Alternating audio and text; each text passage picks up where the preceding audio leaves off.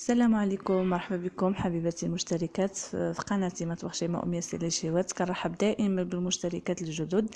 كنتمنى نكون في المستوى يكون هادشي هذا كيعجبكم، يعني الفيديوهات اللي كنقدم لكم. وهاد المره جبت لكم عصير قنبله الموسم، عصير الفلان. كيجي رائع رائع جدا، وخصكم ضروري تجربوه لان كيجي لذيذ بزاف، وخصوصا اذا برد بزاف، يعني خليتوه في النبيره يعني يبرد. كيجي رائع رائع رائع، ما تشبعوش منه. خليكم مع مقادير وطريقه تحضير وفرجه ممتعه. بالنسبة للمقادير، عندي هنا يترو د الحليب، غادي نحتاج يترو د الحليب. عندي هنا واحد سكر فاني، عندي جوج فلونة، انا استعملت هادو د التشينا. واذا متوفرين عندك داك ايديال اعمل جوج ايديال بنسمة الفاني. وعندي هنا 3 ملاعق كبار سكر او 4. الحلاوه كتبقى على حسب الذوق د اي واحد، يا تزيد يا نقص. المهم في هاد الكاسرونه غادي نعمل نصف لتر د الحليب. دابا غنخدم الفلان، غادي نخدم به غير سيطرة الحليب. عملت هنا سيطرة الحليب، غادي نضيف له هاد السكر، سكر حبيبات. غادي نضيف الفاني، سكر الفاني.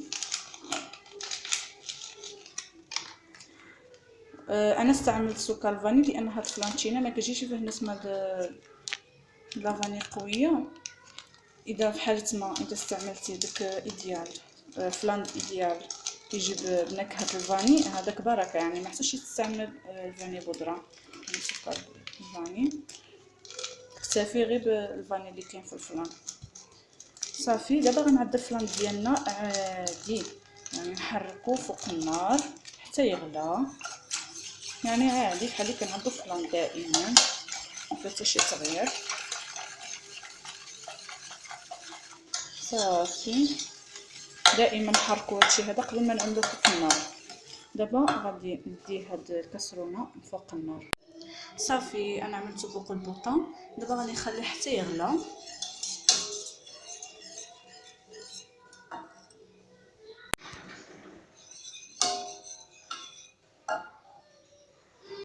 ها الفلان ديالي غليته، يعني غلا فوق البوطه.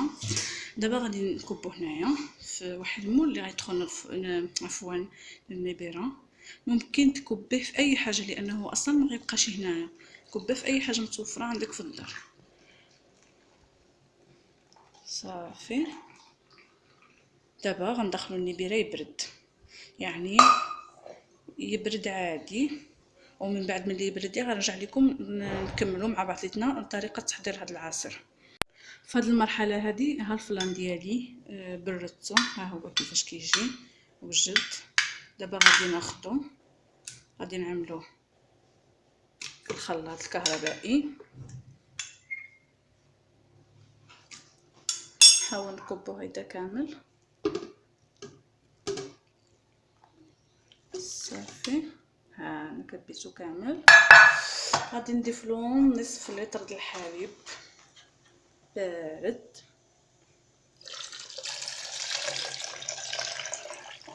نخلط جيدا.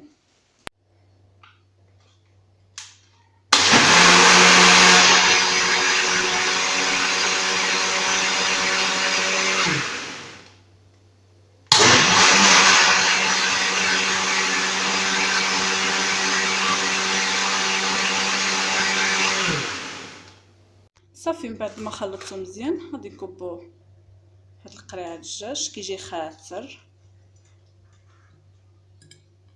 كيجيو فيه الطروفه، يعني عصير رائع بمعنى الكلمه، يعني منعش وبارد. صافي، ونقدم. ها هو العصير من بعد ما وجدته، طحنته كيف ما شفتوا معايا المراحل. كنتمنى الوصفه تعجبكم وتجربوا هذا العصير لانه كيجي فعلا منعش ورائع في هذا رمضان. وكنتمنى اذا عجبكم الفيديو دعموا لي لايك وتشتركوا في القناه باش يوصلكم كل جديد. وما تنسونيش بتعليقاتكم وارائكم. مع السلامه، مع فيديوهات اخرى ان شاء الله. دمتم في رعايه الله.